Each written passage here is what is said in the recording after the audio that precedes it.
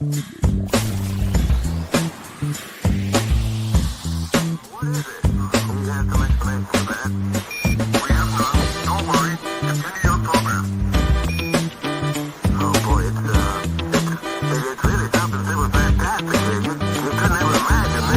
to Planet Pluto.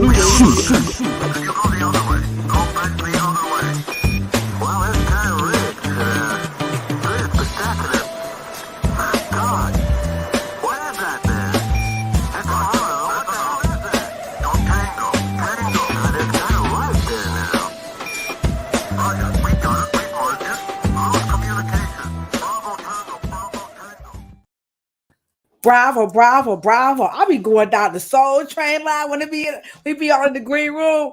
I'll be back here like, bravo, bravo, bravo. Hey, hey, tango, tango, tango. What's happening? What's happening, good people? Y'all know who it is. It's me, your homegirl, Adosha Wright, a.k.a. Kilo. And then right over here, I got to get back to that sunshine because I need that glow to come through.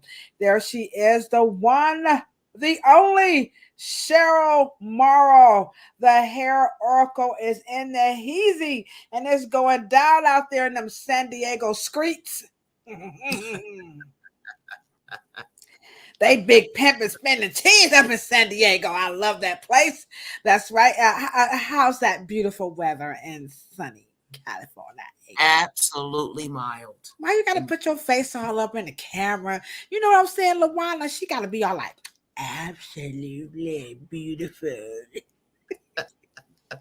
You know, Clevelanders, we just be hating and stuff. You know what I'm saying? So the weather's lovely, and guess what? We are 20, I think we're like 25, 26 episodes in to Planet Pluto. So we're reaching up there. We're just kind of creeping on up there because Monday we're going to be up to 100. That's right. 100 episodes on the dumbest the dumbest shit that people say about black hair. I can't believe we will have done 100 episodes. Sure, like absolutely. Yeah, and we have a wonderful topic to celebrate that 100. It's all about going green in the beauty industry. Says everybody is like, what y'all gonna do? Get rid of them chemicals. Everything is chemicals. And we think of, when we think of chemicals, we just think hair care products. But Cheryl says there's so much more to going green in a hair salon besides your shampoo and conditioner. So our 100th episode is definitely for our granola babies. So if you are one of those save planet Earth and you only eat granola, and dirt and stuff, y'all know who y'all vegans. Where y'all vegans at? Any vegans in the chat? Come on, where the vegans at? And save the planet. What's that? What else are they trying to do? Oh, global warming. They don't believe global warming is real. They don't like the name global warming. I know. And the fact that they know what they're doing. Yeah, I'm just like, come on, America. Come on, humans. Y'all know something happening in the weather. Hey, it was 70 degrees in Cleveland. Like, it's still technically winter, and it's warm outside. I mean, we come on. I see y'all. Come on in. Come on in. Everybody's coming on through. While you're at it, you might as well hit the like button because we're still celebrating Women's History Month. A lot of people just stopped at like March 8th. Me and Cheryl like, bravo, bravo, bravo. Hey, tango, tango, tango. Yeah, come on in because we're still celebrating. Sure, why are we still celebrating Women's History Month? And it's only halfway through. People ain't celebrating no more. Like, what's wrong? Well, they don't know that they need to connect to America's favorite podcast. Let's do it. See, that's why y'all in the chat. You see what I'm saying? So come on in, and we're gonna have a wonderful, wonderful conversation. I see you in the chat, LB. I told LaWanda if she don't show up, she know I'm gonna go knocking on her door. So she don't want me to. She like, LaDosha, one of them crazy people be like, excuse me, are you the gatekeeper? That was on this weekend, by the way. Ghostbusters. I love that movie. You like that movie, Cheryl? I left it back in the 80s. What? LaWanda, do you still like Ghostbusters? Come on. What the? with the Marshmallow Man coming through. Your love. It lifted me higher. Me and my cousin, we were out to dinner. My cousin was celebrating her husband's birthday, and Mhm. so we were eating that food, singing. I still love the Ghostbusters. It, I it mean, never goes out of it style. was. And remember when you had like box office, like you know, Busters, and Right. it was huge when it was. You Oh remember? yeah. Oh Oh, yeah. Oh man, the Ghostbusters, they get slime you. Your kids were like, they want this. I said, hey, damn, no more slime, So yeah, I remember Ghostbusters when that came out. Everybody, we just like more like no, no, no, no slime, no slime. Anywho, I see you. What's up, Selena, in the chat? Y'all come on in. We're gonna have a wonderful episode tonight. You are tuned in, or you're just whatever you want to call it, swiped in. Maybe you're swiped in into America's favorite podcast about Afro hair. This one is particularly geared towards your licensed professionals and your hair aficionados.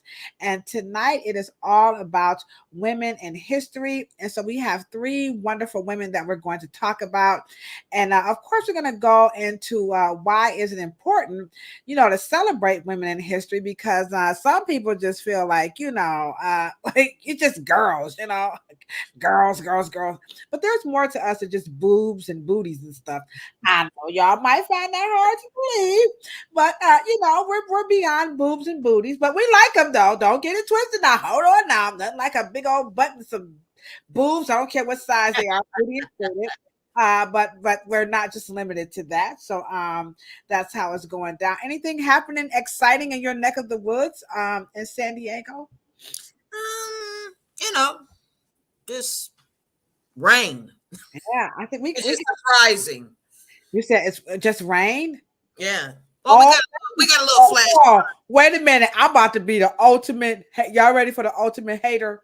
Hold on. She said it's raining in California. No, So I said it rained for like 10 minutes, 15 it minutes. rained for hey, they said it never rains in Southern California. We're gonna give him a big round of applause for that 10-minute rain. That's called some hateration. You know what I'm saying? That's how it is up in here. So we're gonna go ahead on and hop into the topic, which is all about women in history, and so we're gonna celebrate it throughout the rest of the month because we got 30 days. So sure enough, we're gonna be like the Isley brother. We gonna live it up. We gonna live it on up. So if you are still celebrating Women's History Month, why don't you do us a favor and drop in the chat what woman in history just gets your go? Come on, Juju. I know you got some women in history that just really gets you excited. I have a plethora of women in history that just, some I just don't know that much about, but I'm just going to say off the rip, we're not highlighting her tonight, but Queen Hatshepsut is one of those. Drop a bomb for Queen Hatshepsut. Hold on. If y'all don't know who she is, let me just drop a bomb. I got here she go right here. That's my. Ooh, that's a bad mama jammer right there. If y'all don't know about the Queen Hatshepsut, no, I can't spell it, but I'm telling you right now, she is the bomb.com. Oh, she said, hold on. She said her beautiful Aunt Mildred ain't nothing like an auntie. Man, Not like a TT. nothing like a TT Pop. That's what my little nieces call me. Hey, TT Pop.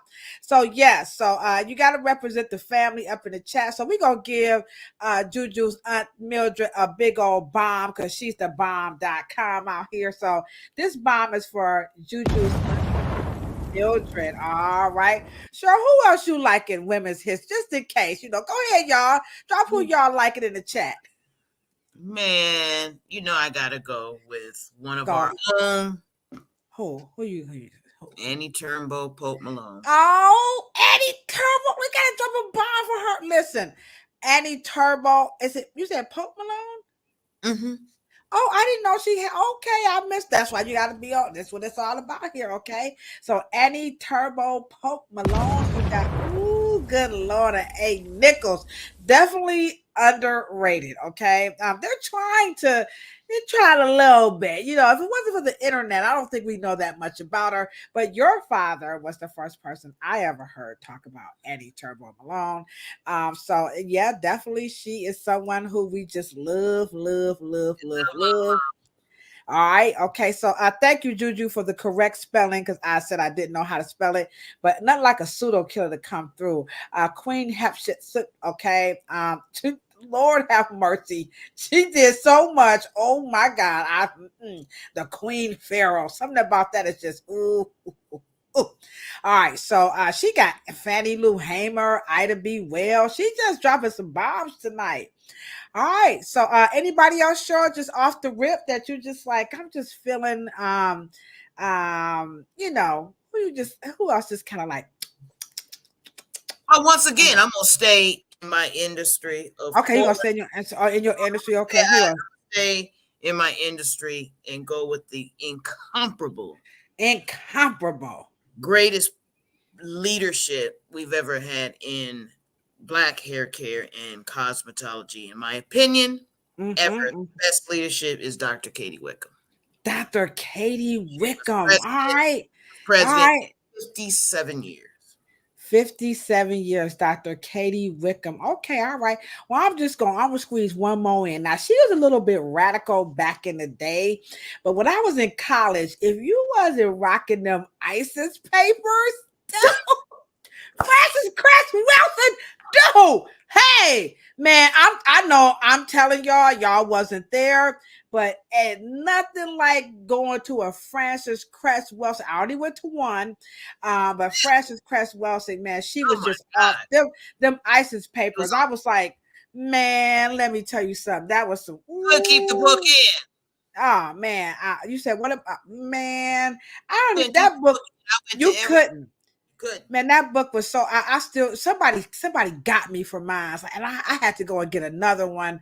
But yeah, Dr. Frances Cress Wilson, man, with them ISIS paper when she talked about them, she told them white folks up.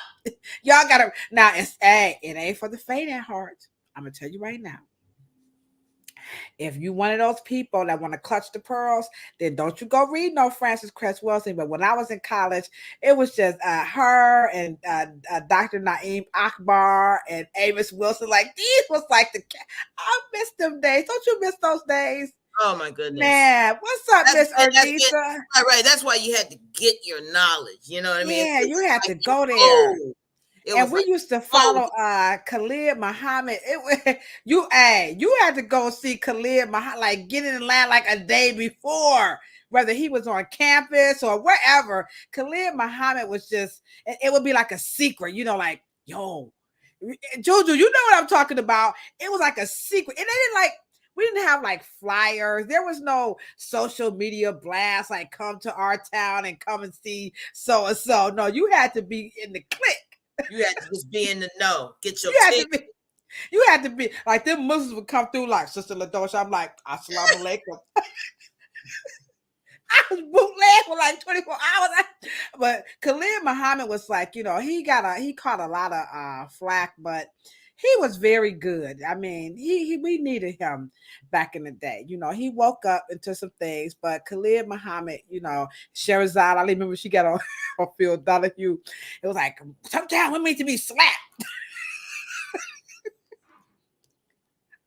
Not my peoples. Where's Sherazade Ali now? Where's she at now?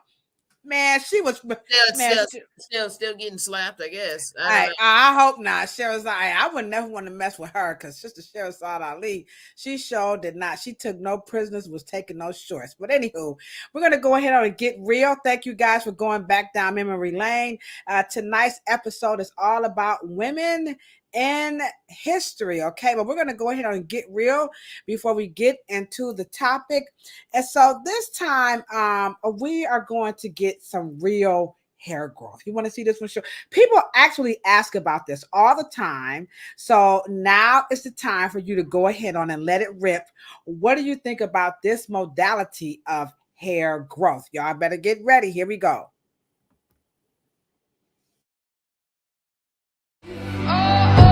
I love you for infinity.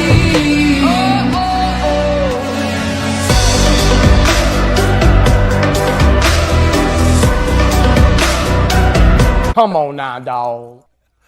Come on, man.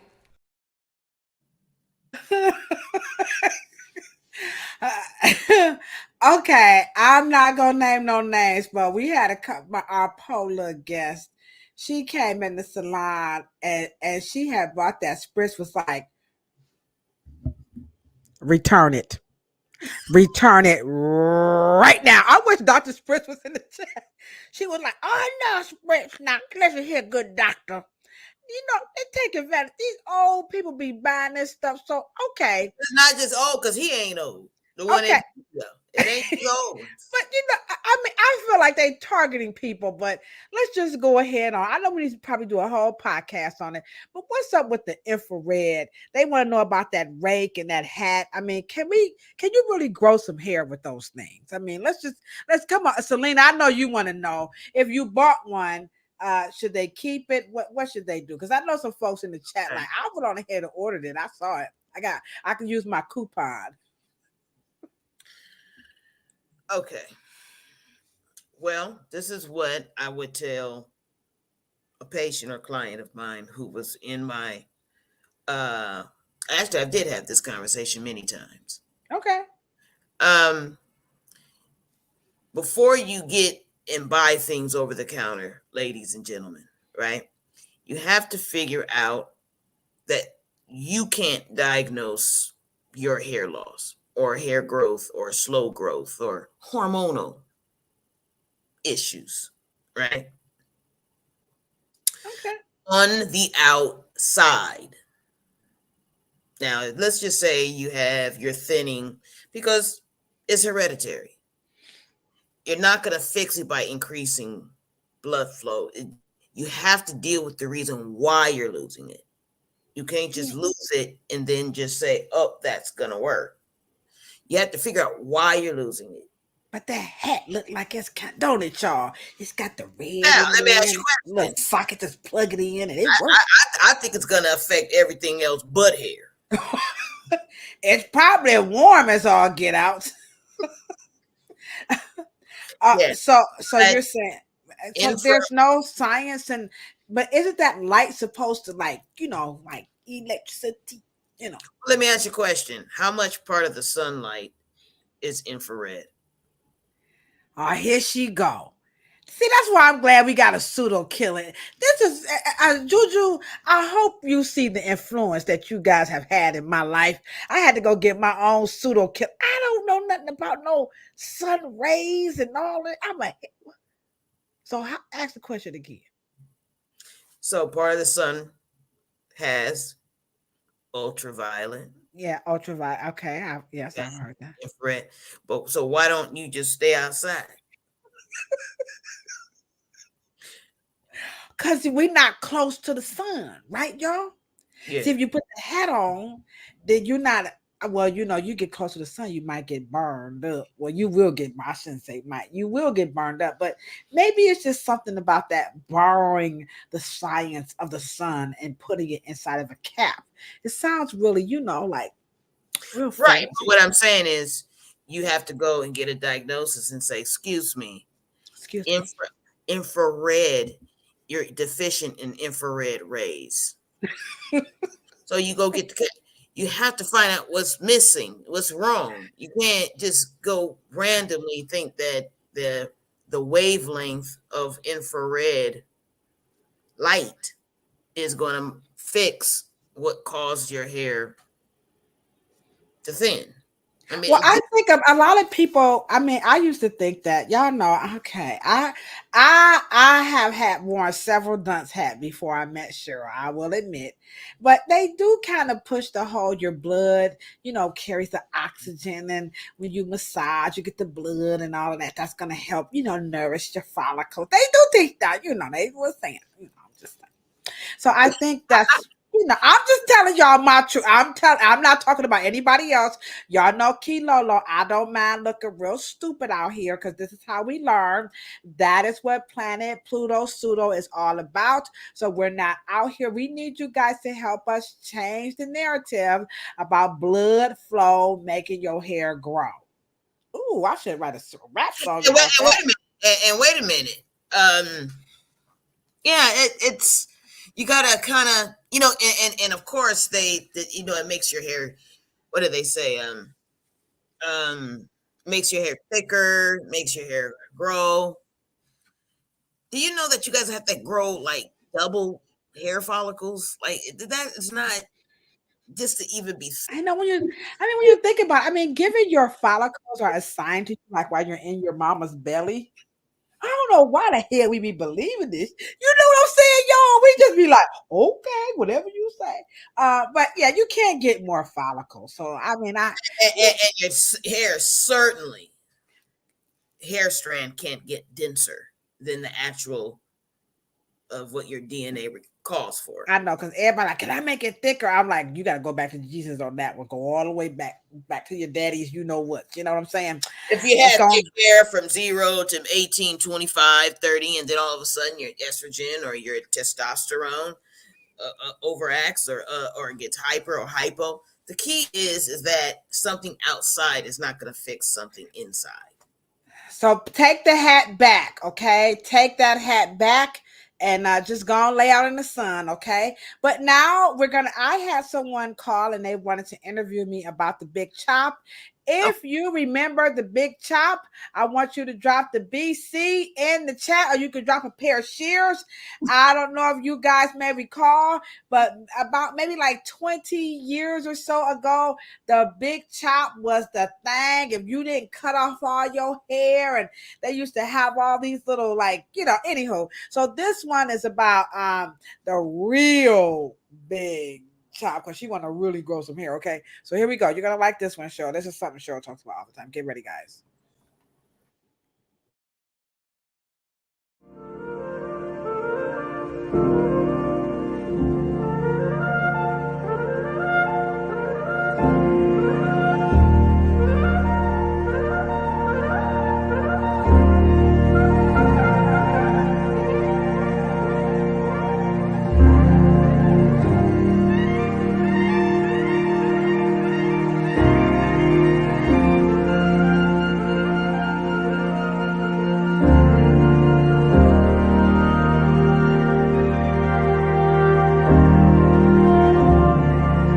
Come on now, dog.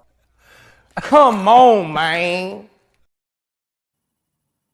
Hey, you know you true when you put in some fake hair and you say, "I'm gonna be true to myself." She don't want no chemicals. I don't know if she know. You can't get more chemicals. I'm sorry, guys. Please forgive me. You can't get more chemicals than synthetic hair, dudes. That's the ultimate. I mean, the ultimate chemicals is going to be your synthetic. Come on, come on now, dog. Okay, her stylist slipped some chemicals, but the other one directly braided them into her hair. And then she said she gonna be true to herself. How grandma said, how y'all big ma said, come on, y'all, let's say it together. Bless her heart. Yeah, bless her with a heart. Come here, Dosha. That's my big ma. Come here, Dodo bird. That's what my friend. I know, but I don't get it. Help us. Come on, chat. Wake up. We see y'all in here. Come on, Come on, chat. Chad. Come on, Y'all chat. Help know. us understand. Come on, chat. Come on, whether you're in the live or post the live, help us understand. She said the stylist slipped some chemicals in. So what is the cutting the hair off supposed to mean? I mean, people will come to the hair salon. Remember, Right. I don't understand butchering your hair that's coming out of your scalp, right? And by the way, she didn't slip it in. That's yes, a she lie. did. She slipped it. Y'all know these hairstylists be out here skanky. Y'all know we some skanks. They be talking, LaDocha and slip some stuff in my hair. I don't be doing that. Yeah, there's no slipping while you're up and you're looking at there's no such thing. That didn't happen. Because customers be, what is that? Y'all know how y'all, what's that, LaDocha? Did you spray? Did you use the same so you use that? Because I don't smell. Customers are not stupid, okay? Y'all know what's happening in these hair salons. Ain't no slipping it. At least not the RDT. These customers is gangster in the hair salon. Yeah, so that ain't happening. But I will say this: I don't understand the big chop as opposed to wanting to be natural, but you're wearing someone else's hair. And it's made out of chemicals. Do y'all know what that synthetic hair is made out of? So why don't you just? I don't know if they realize that stuff. Well, That let me see.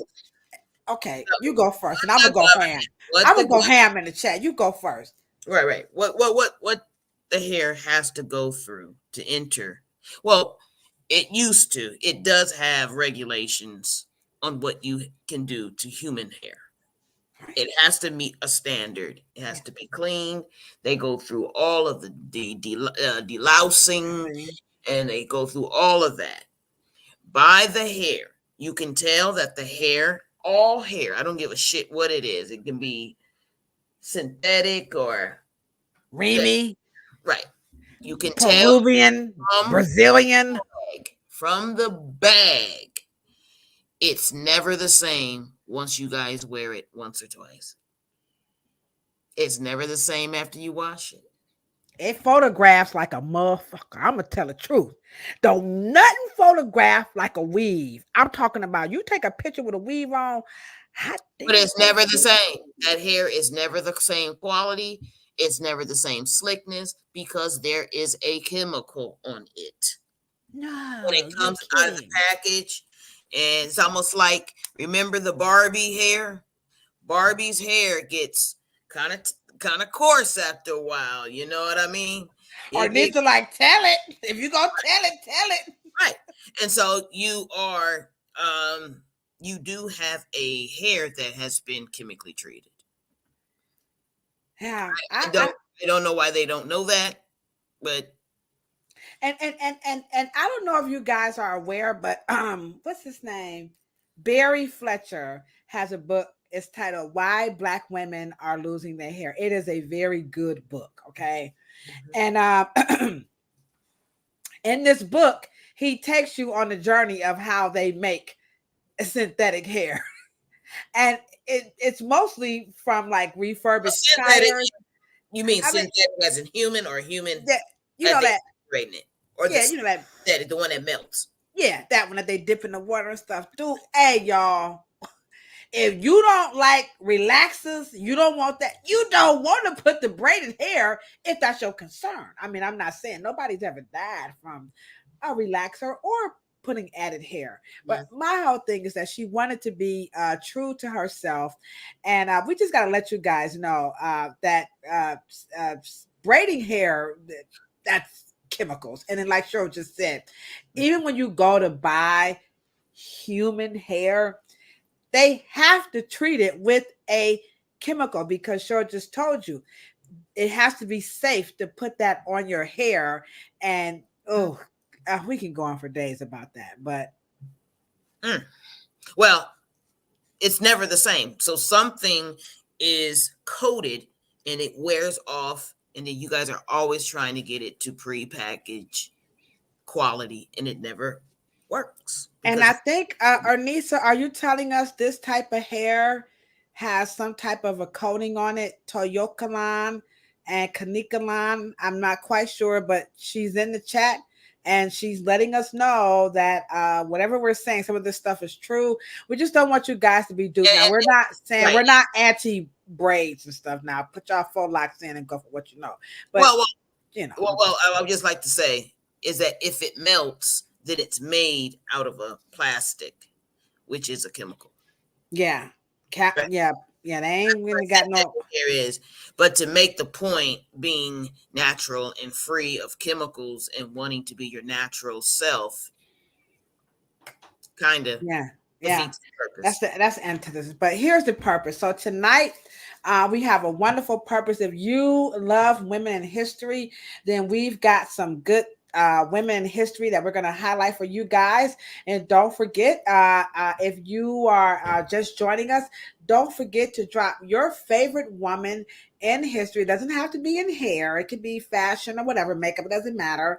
It doesn't matter. Mama, nene, whatever. So drop your favorite person in the chat so we can all, there's a thing that we have in our African community where you like pour libations, and you say the person's name out loud. It's like something like we do like ceremonially before you can speak or present.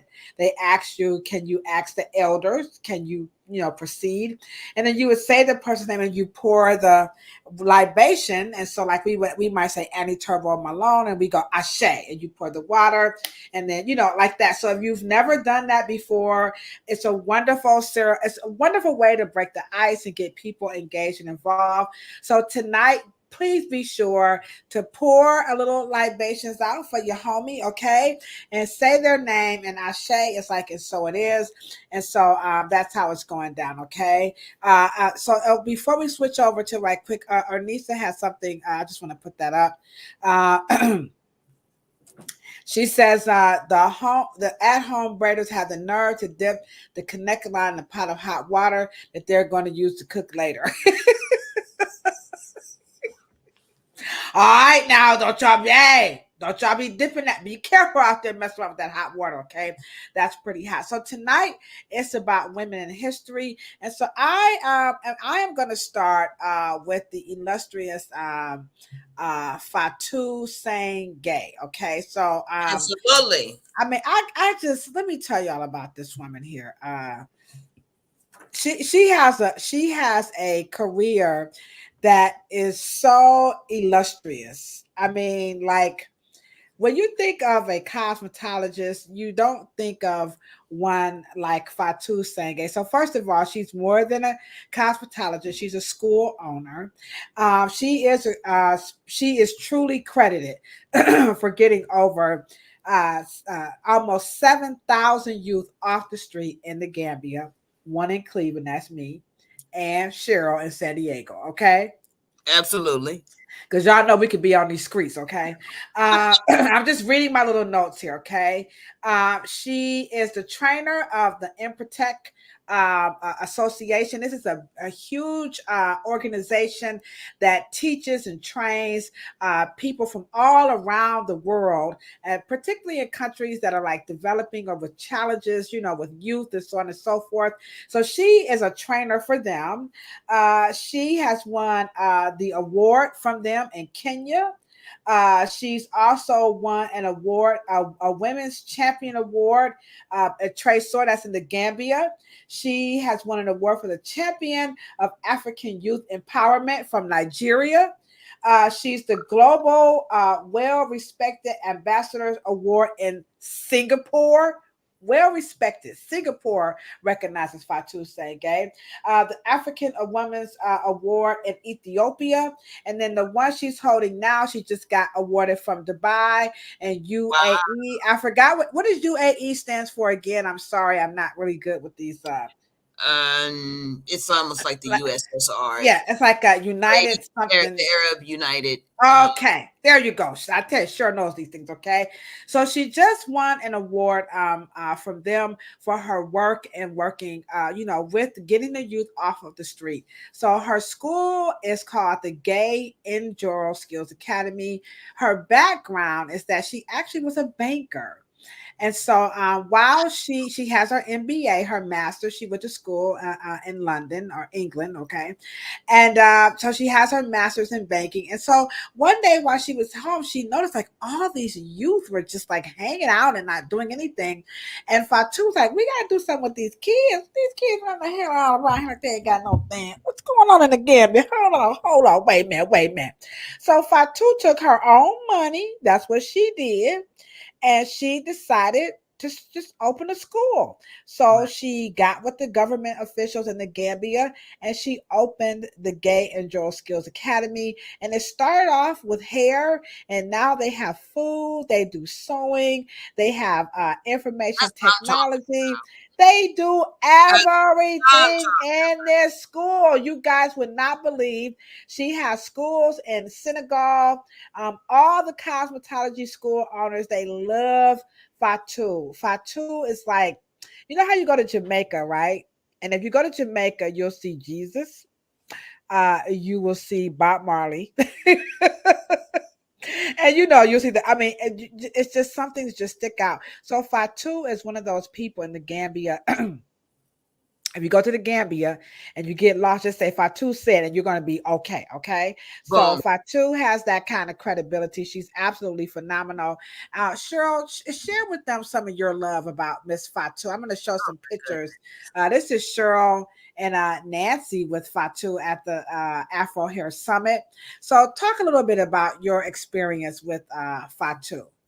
Fatu, and because of course my gateway into the continent was through Senegal, and so her she has a skill to like ultra patient, like this ever looming kind of smooth, real professor type stands over you and is so patient with you.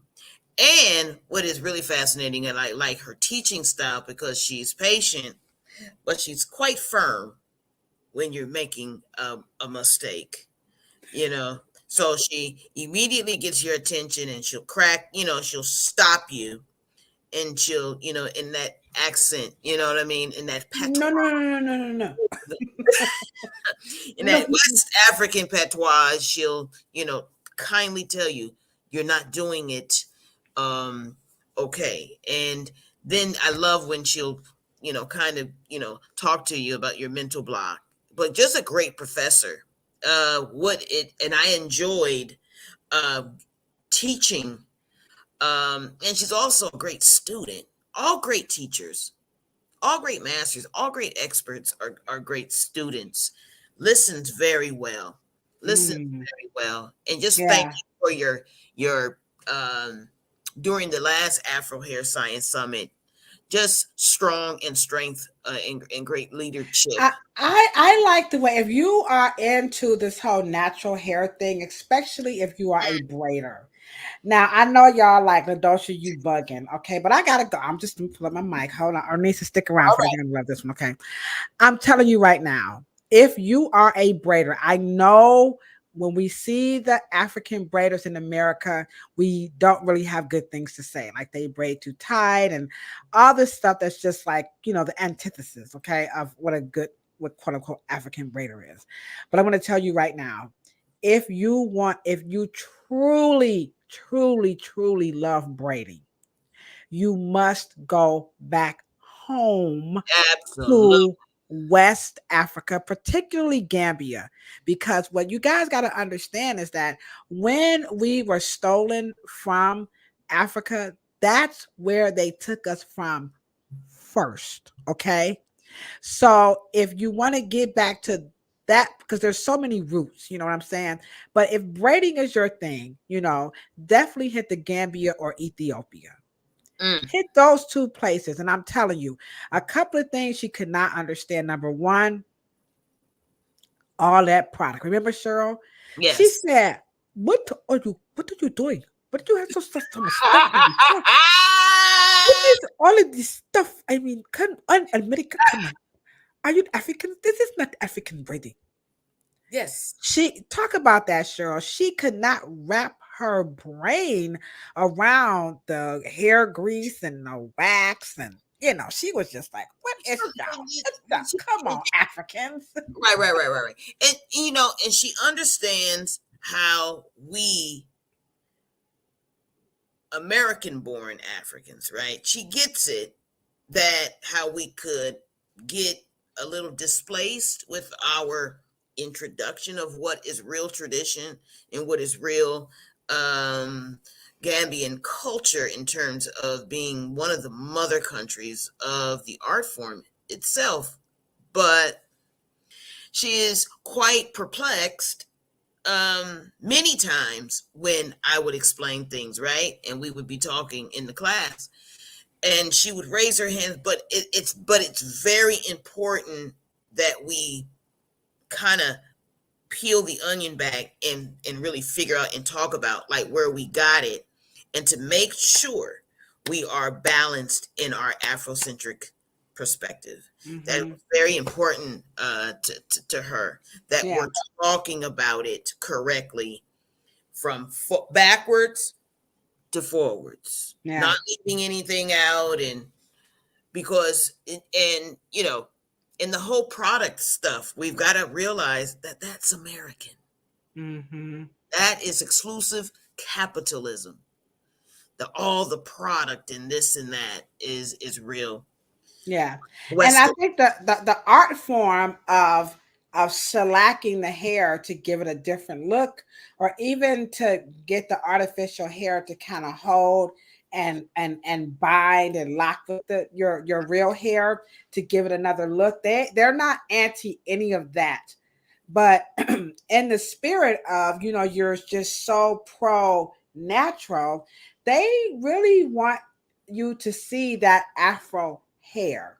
They want you to braid it as is, understanding that you do want to put a little something on the hair and the fingers, just to kind of get through the style. But they don't want to take away from the afro, and to see the wonderment of what this hair can do, whether you're going to do a two-strand twist all the way up to your sassoon. So they have four. Now remember, these are tribes. So even when you go to the Gambia, how the Wolofs and the Mandingos and the Fulanis, everybody's going to have a different technique. But some of the things that you will see, is really all about caring for the hair as it matures. And I know Cheryl talked a little bit about that last week, Mhm. about the hair going through. What did you say, Cheryl? How did you? I don't want to say it wrong. You said our hair goes through how many stages or something like that? 3, and I was just calling it an Afro metamorphosis. Yes. Right. And so even though they don't use that language, Cheryl was able to just really make the connection, because they understand that when you braid hair for someone like 2 years old to 5 years old, you don't braid it like you would braid an adult hair. They're Mm-hmm. very, even though they don't use that word like metamorphosis, they understand when somebody's 80, you don't braid an 80-year-old's hair the way you would braid somebody who's 50. But in Right. America, we don't quite get that. And I don't know, is it the aesthetics? I'm not quite sure why we don't. I know I never even thought about the metamorphosis until you said something. So maybe you could speak to that just a little bit. Well, I think too, when people are wearing locks and they're wearing extensions, or they're even wearing weaves, they don't understand that the scalp carries a pressure memory. It's like carpal tunnel syndrome. You keep doing the same thing the same way all the time. That becomes what we call a stressor point. So that's why you will always see me switching whatever, and just switching around, so the scalp can always be in, in a vibrant mode. But the scalp has, from a baby, if the hair changes, then that means the scalp is changing. The hair is Hmm. not changing on its own. The Okay. the scalp is going through its own metamorphosis to produce a dominant adult terminal hair. So it has to start as a baby, kind of lanuga, or the Mm-hmm. vellus tight, real feathery, soft, no cuticles, maybe not even a cortex yet, right?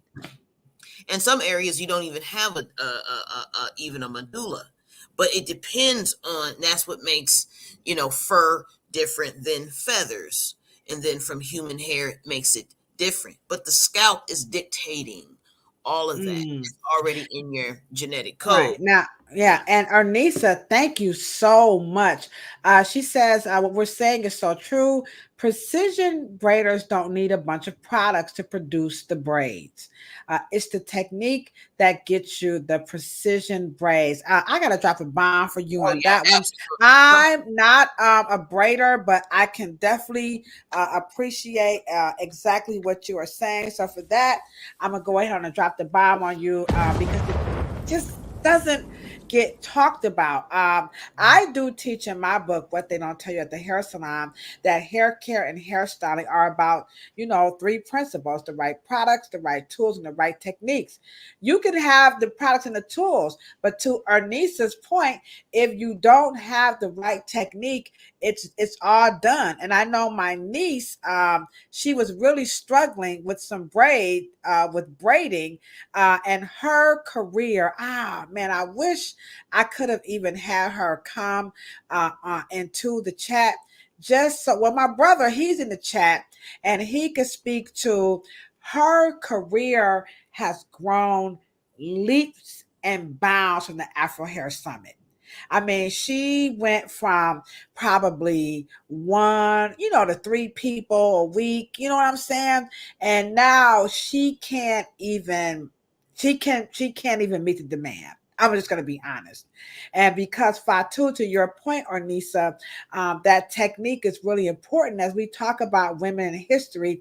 It takes a woman like Fatu who was learning and teaching at the same time to give that one-on-one, especially as all those people wanted to know, how to braid. And when you look at her illustrious career, what she offers in her school, um, that is really what, women who if I too ain't trying to make history, I just want to let y'all know, she just, tell her, Cheryl, she just doing what she love to do. She I just mean, doing exactly what she is being called to do. And I think that she also sees that it can be a viable career if done. But I have to say, Ernisa, I love that precision braiders. I love yeah, I just yeah. love that Yeah, title. and I know you guys kind of heard me talk about it, so if I sound a little bit redundant, I apologize. But if you're new, understand they have like four levels of braiding. And when I got to the fofo, I mean, I was like, you know what? I'm not African. It's just like Cheryl said, the mop braiding. I mean, when you ain't no use in us putting it on no social media. Why? Tell them why, Cheryl. I could do a video and let you watch me do, and mine ain't as good as theirs. But That that that is art. That is science. That is architecture. That is an amazing skill. How yeah, and my fabulous Cleveland Knights at the Barberia, La Barbaria, they, yeah, they were floored. Like, yeah, wait a minute. Okay, so wait, start all yeah, over. And yeah, they were really into it. And she was just there, just patiently, just walking them through it. I mean, it was that's what real education, because it trains your brain, because you want to do this thing, you know what I mean, all that craziness. It mm. is finger placement. It is, It's and it's good respect to the scalp. Cheryl's always talking about the scalp, Mhm. and that whole mop braiding is designed to braid every single strand of hair and to get it to lay and respect the scalp and the fabric and the hairstyle, but it is for a child or elderly. And it is just something that That is right. it Yeah. would just blow your mind. And so for And that's that, one of the things that I wish that locticians would also learn, because you can really create a very a scalp that does not react very well, especially with children, especially with elderly, and you see the locks getting so spatially far apart when you begin to start graying into your elder years, and you see the locks. That's why they end up cutting them eventually. Yeah, yeah, yeah. So Fatu, we definitely salute you. We would love to, excuse me, have her on the show, but because of the time difference, we just can't really seem to make it happen. So we may have to just do a special, day with Fatu, and you guys can get to know her a little bit better. But she's absolutely phenomenal. If you are a businesswoman or you are a community person, maybe you serve in your church, and you really want to know what all you could do to be inspired to be a good shepherd or service in your community, I'm going to tell you right now, Fatu is the person who inspires me. Like Cheryl said, when she first met her, they was like this, because she has that effect on people. Absolutely. So Fatu. So Cheryl, let's highlight your persons that you had. I love your Cheryl. Always got, my pictures are bootleg. Okay, so Cheryl, you had. Let me scroll back down here. Hold on, guys. Uh, oh, went up the wrong way. All right, so here you go. Here, let's talk about this young lady, Grace Del Marco Agency, and Ophelia. Tell us a little bit about Grace Del Marco Agency.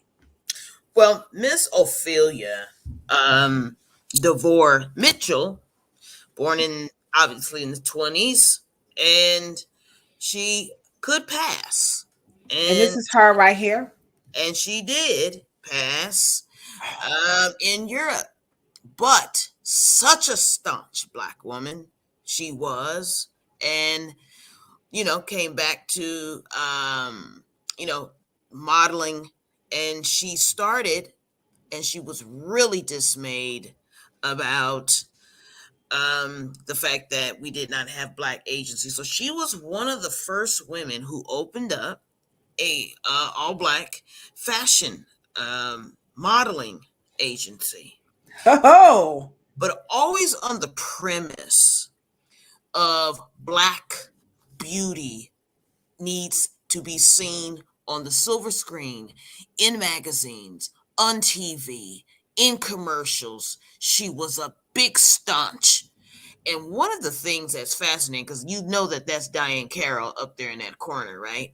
yeah, right here. Yeah, okay. Yeah, yeah, sticks out. She Okay. launched, they were models first. Most black actresses were models first. And they came through her agency. Okay. And actually, Europe, this is one of the things that we don't talk about. I know we talk about, and those ladies' hair, were not straight. Those women's hair, that was their texture. Wow. That I can. was Yeah, I see Diane. She's rocking a little fro. She got it pulled back. I see it. right. And let me just say, and you're talking about Helen Williams. These are the women who actually built what we call the real true elegance of the fashion world. I don't give a shit where it was. And Ophelia thought, and she has a wonderful documentary on YouTube. And it's very important that her and Freddie Washington, all these women who, and Lena Horne, all these women who looked like these women of that era, who could very well pass, they were staunch about saying to Hollywood, I'm not white, I'm black.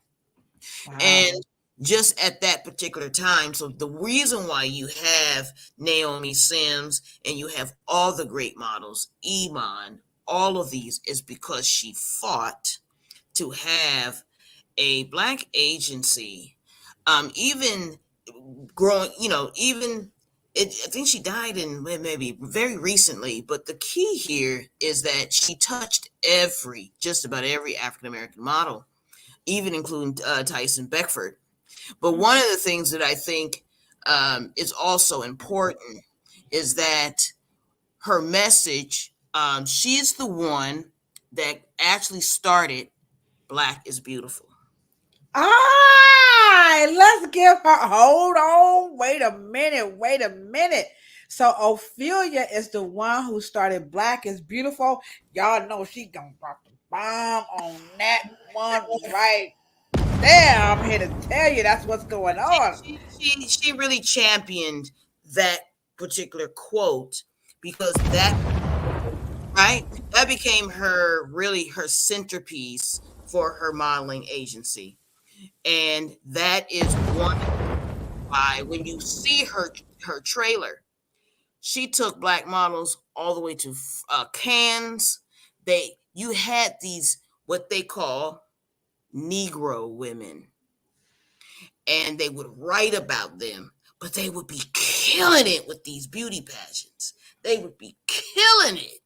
They would be either Jamaican born or they would be these staunch, fabulous, and she always took.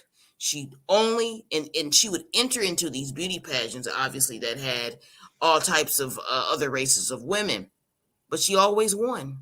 And they would say, Oh, we Ophelia, gonna give her a big fat round of applause. Yeah, she gets that. Ophelia. All right, Grace Del Marco modeling agency.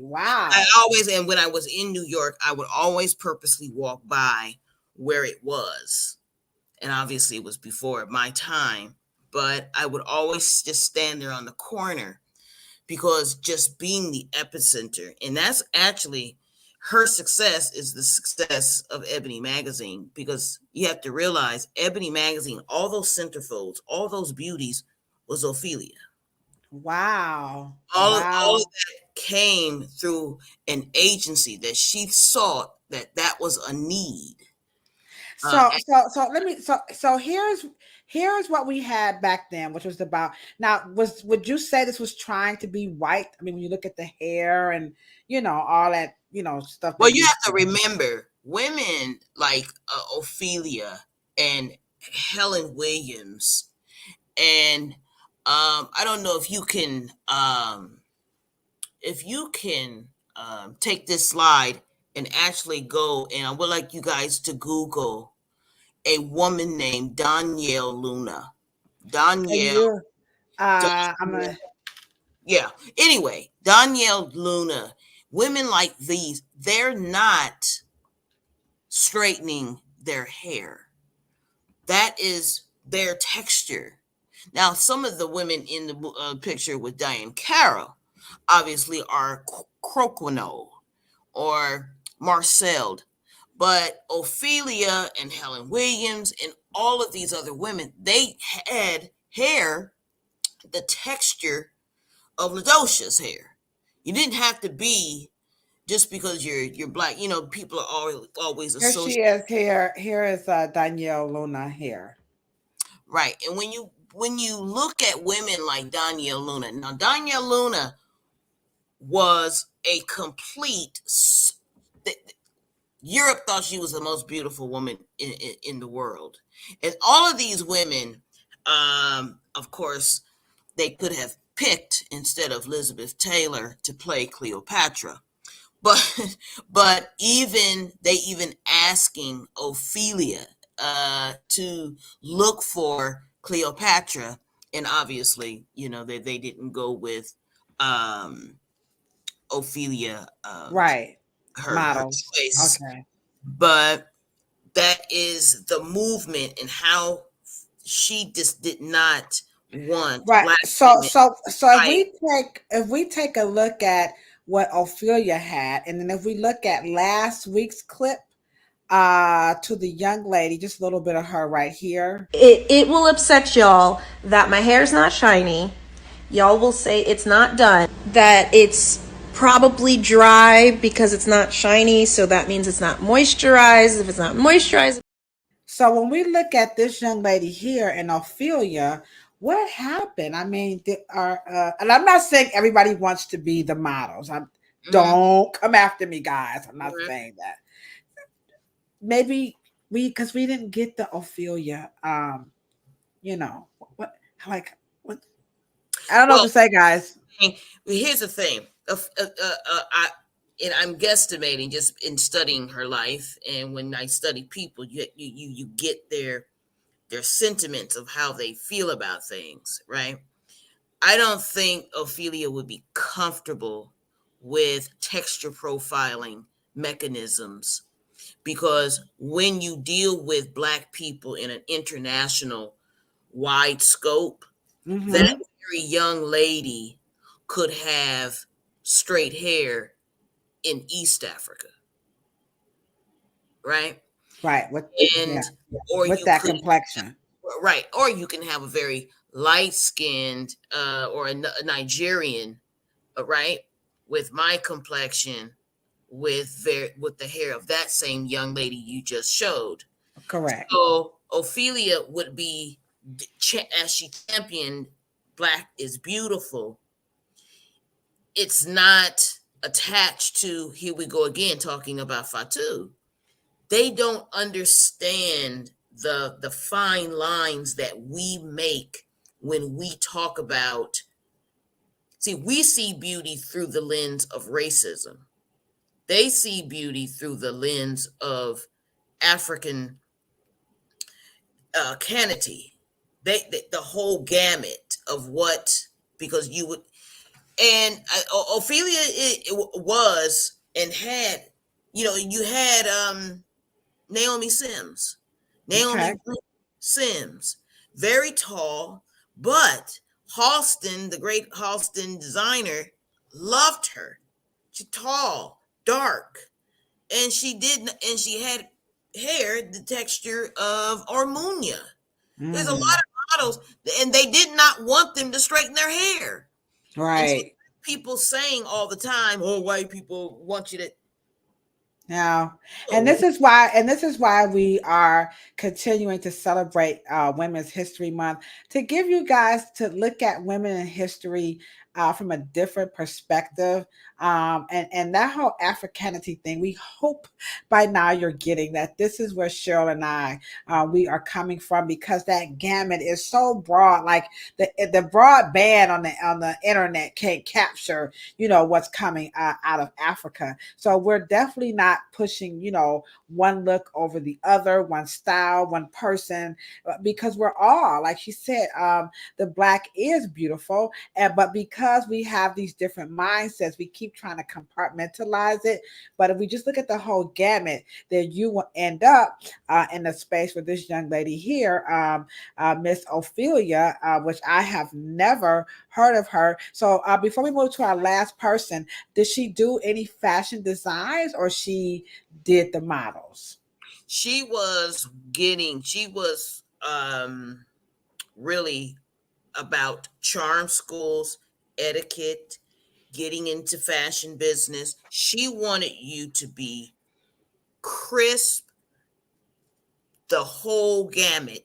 She wanted to teach you how to be, in terms of Black glamour. Black is beautiful. And she wanted you to carry it the way she wanted you to teach you to carry it. She didn't want you to go dealing with, because she and she had dark children. But of course, Right. And why not? and she had fabulous connections, and she had her brain together, and that was one Right. of the reasons why she had this rainbow coalition in her modeling agency. All right. Well, you guys are rocking it out with us. We're about to highlight our last person.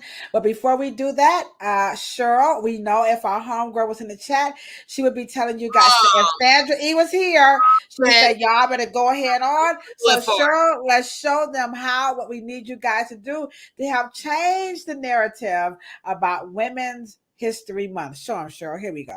Oh,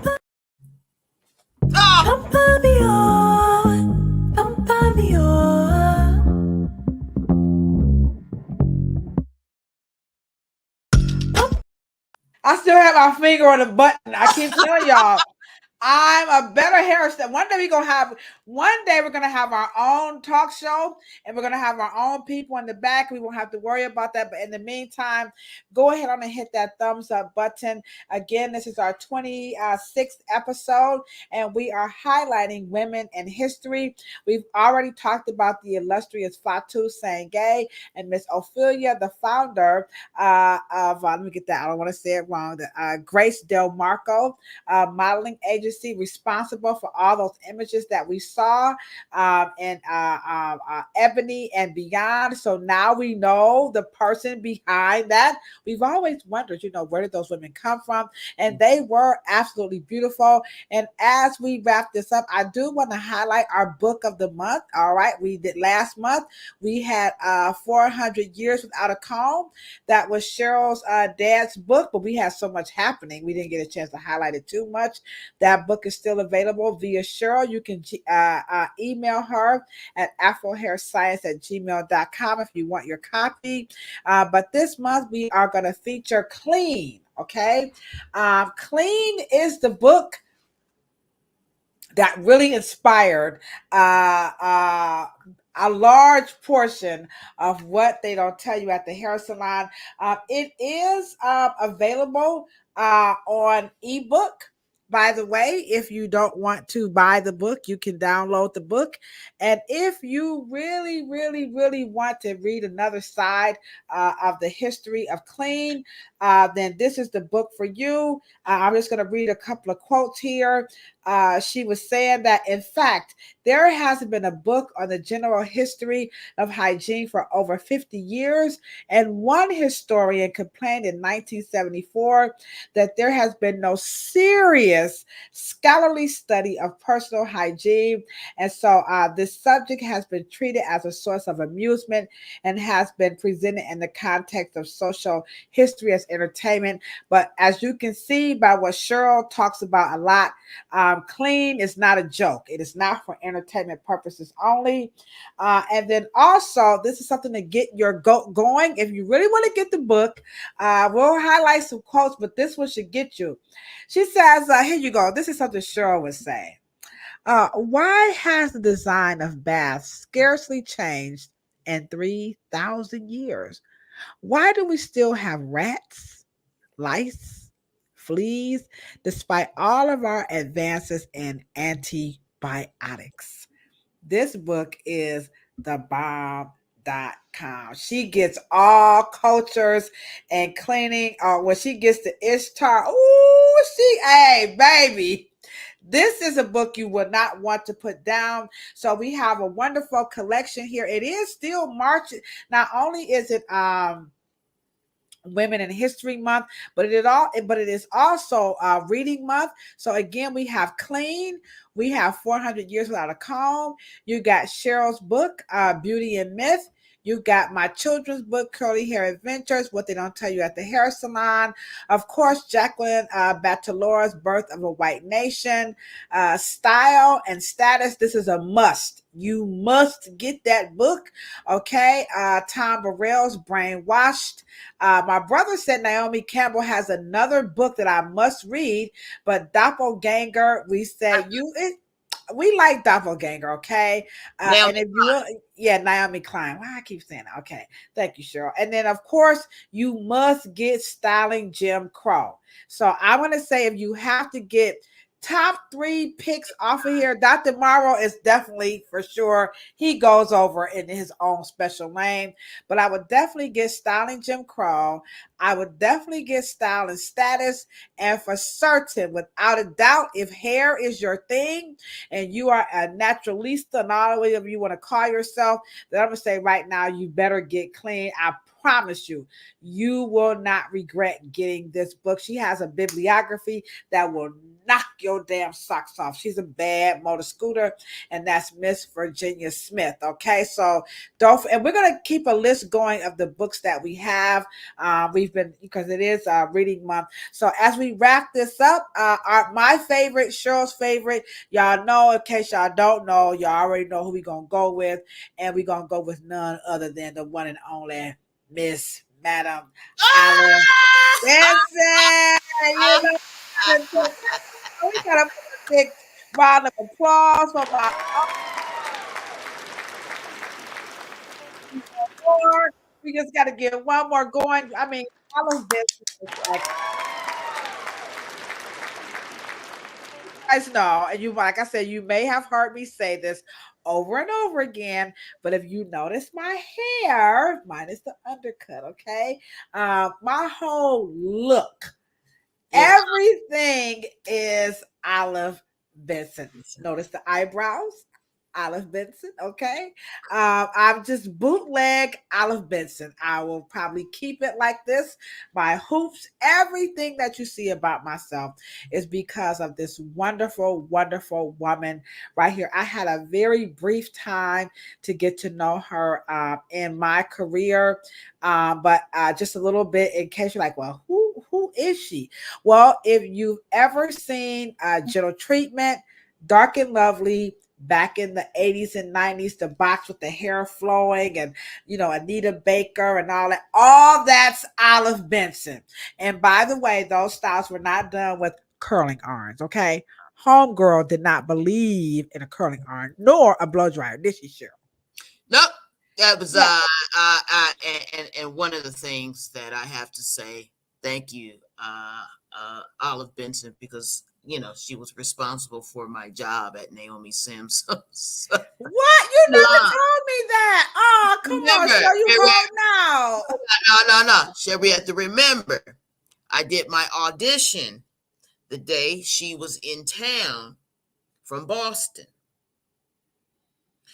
and Bernice Calvin was doing the photo shoot for the brochure of the Big Show Expo that is out in Detroit every year. And so she flew in Olive Benson to New York City, which was James Harris and Rudy Townsend, and they were walking across the street, and I was doing my audition for the window station.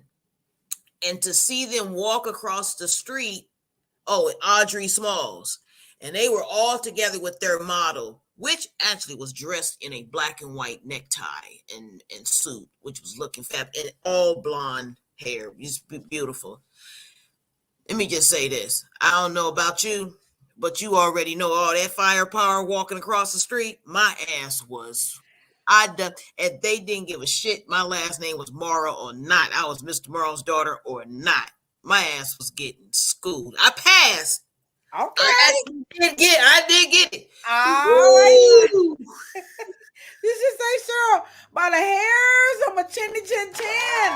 Cheryl was able to pass it. All right, come on, y'all, put your hands together for Cheryl in the chat. Y'all still rocking it out with us. We are highlighting women in history, and so far we have made it a point to introduce you guys. If you're looking for inspiration, how you gonna make it through the day, what you want your kids to be, Yes. what type of woman you want to marry, who you want to hang out with, who you want to read about.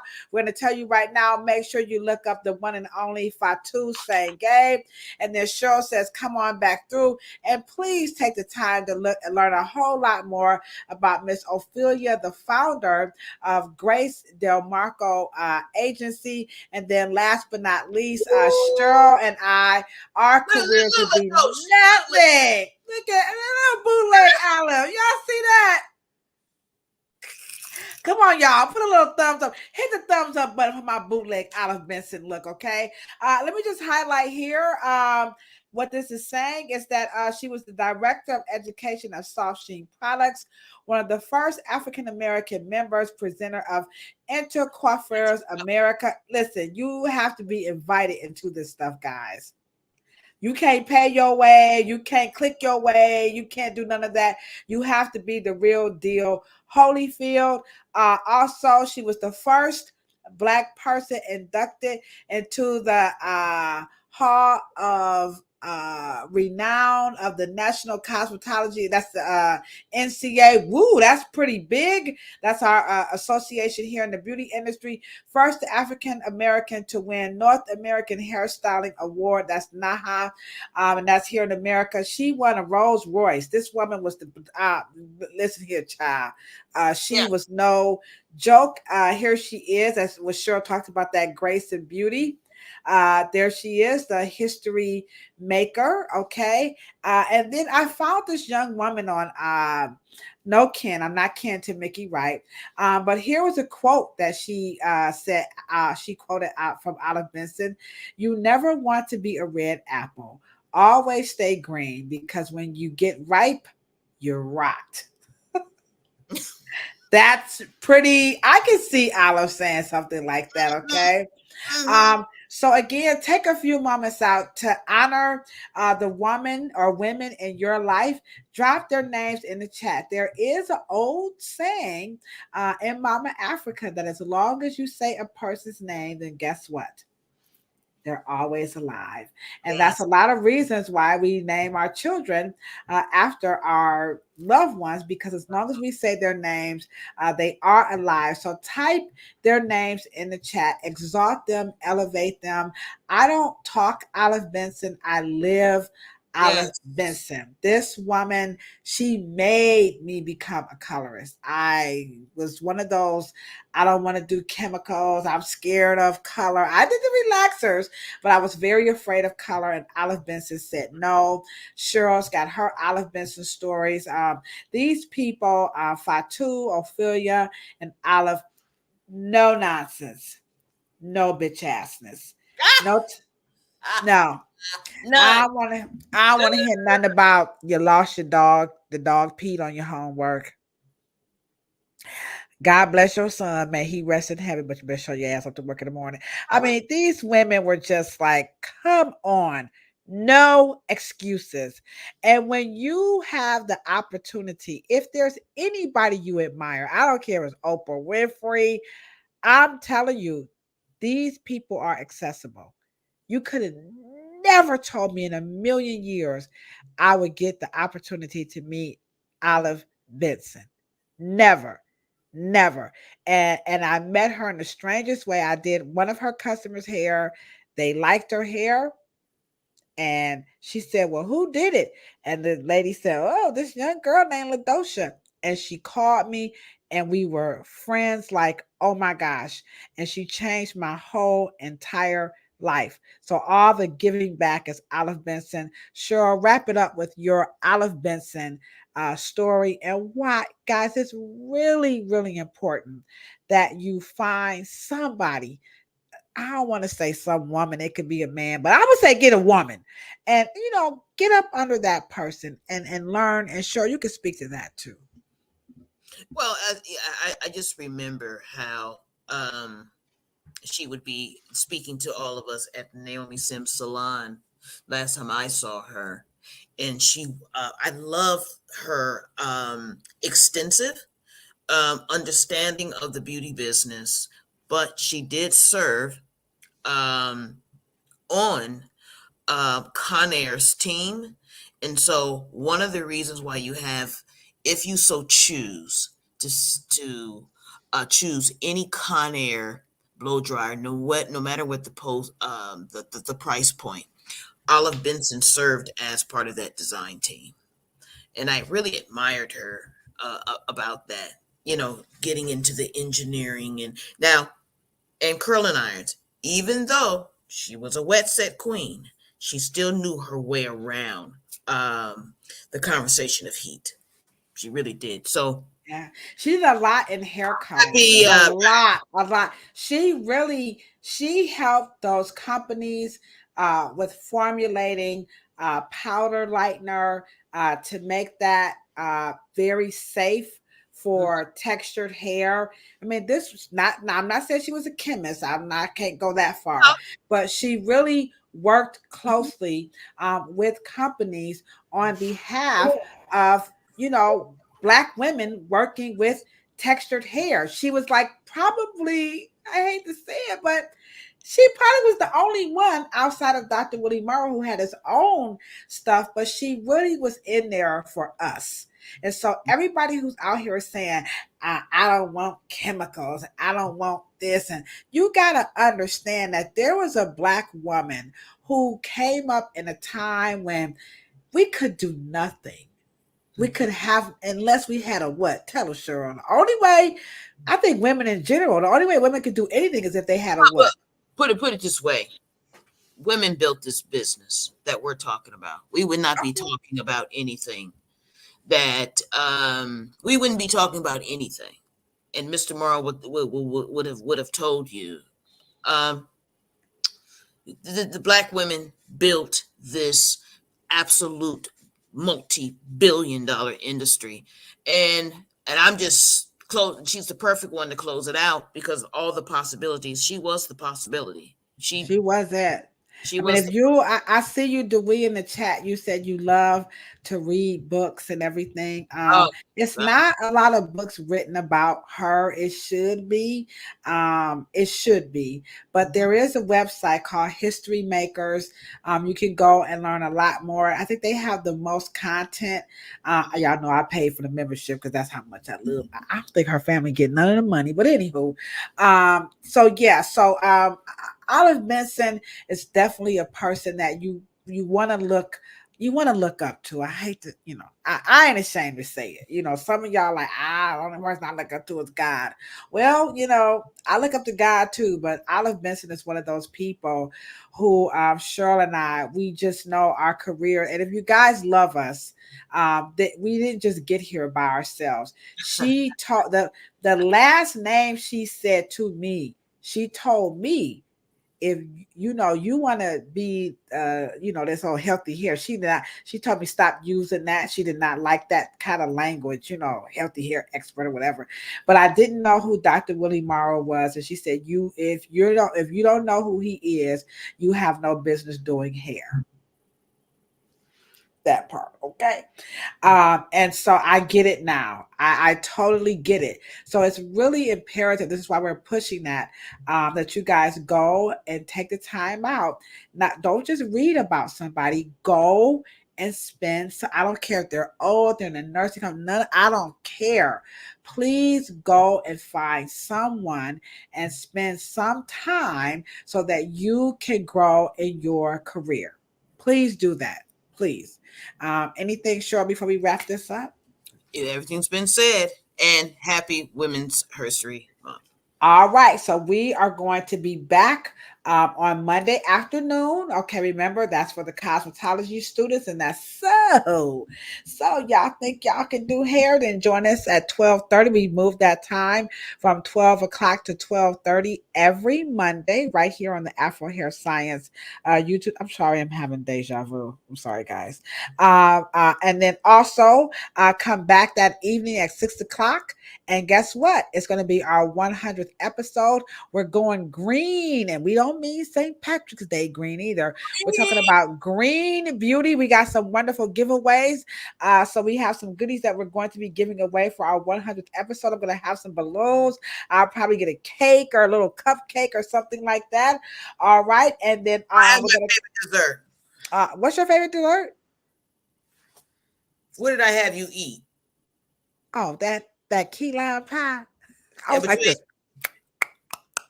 I was in the projects, y'all. I ain't never had no key lime pie. So I was like, our German chocolate. German chocolate. Okay. Well, I know y'all like, you ain't never had no key lime pie. No, I have never had any key lime pie. Sure. I see it on the menus, but I'm not saying people from the projects don't eat key lime pie. Remember, when I say I'm talking about me.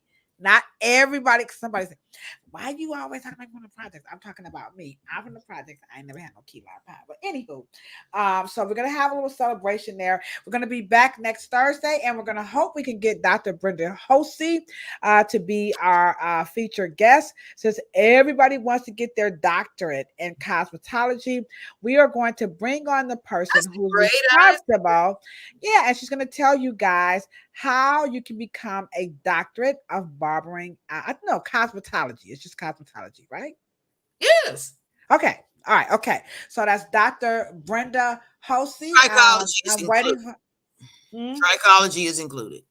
Yes. Now this is not trichology. We're talking about a real live doctorate, guys. This is not a joke, and you have to pay and go and all this good stuff. So you want to become a doctor of hair of cosmetology. Dr. Brenda Kennard Hosey is going to be our guest. And so I'm just waiting for her to confirm. If not, don't worry. We got a lot of people we can bring on here. Okay. So in the meantime, this has been a wonderful podcast, and it's all about women in history. Big ups. I'm going to pour some libations, and we're going to say their names. Okay.